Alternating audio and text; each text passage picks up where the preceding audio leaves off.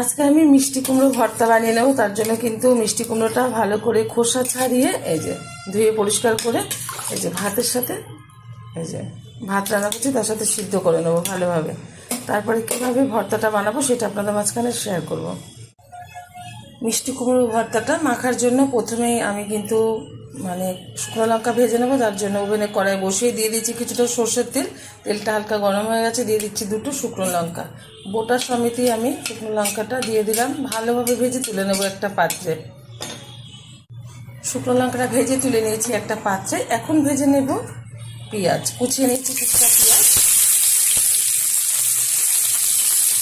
পেঁয়াজটা ভেজে লাল লাল করে তারপরে কিন্তু তুলে নেবো। এর মধ্যে কোনো লবণ ব্যবহার করবো না। এখন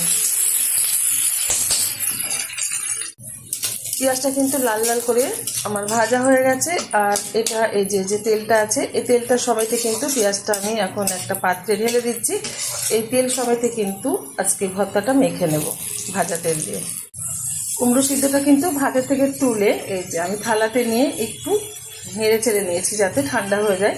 আর এদিকে এই যে তেল সমেত পেঁয়াজটাও নিয়ে নিয়েছি। এখন দিয়ে দেবো পরিমাণ মতো লবণ, দিয়ে দেবো ভেজে রাখা দুটো শুকনো লঙ্কা। ভালোভাবে ডলে নেব পেঁয়াজের সাথে আর তেলের সাথে। এরকম ভর্তা কিন্তু গরম ভাতের সাথে ভীষণ ভালো লাগে। ভালোভাবে উপকরণগুলো একসাথে মেখে নিচ্ছি একটু চটকে। যারা জানেন না তারা অবশ্যই ট্রাই করবেন, আর গরম গরম ভাতের সাথে এরকমভাবে খেয়ে দেখবেন। আশা করি ভীষণ ভালো লাগবে। ভালো লাগলে আমার চ্যানেলটিকে সাবস্ক্রাইব করবেন, লাইক করবেন, শেয়ার করবেন। আর এরকমভাবে একবার মিষ্টি কুমড়োর ভর্তা আপনারা বানিয়ে খেয়ে দেখবেন। আশা করি খুব ভালো লাগবে। হয়ে গেছে, এখন গরম গরম ভাতের সাথে সার্ভ করবো, আপনারা ট্রাই করবেন।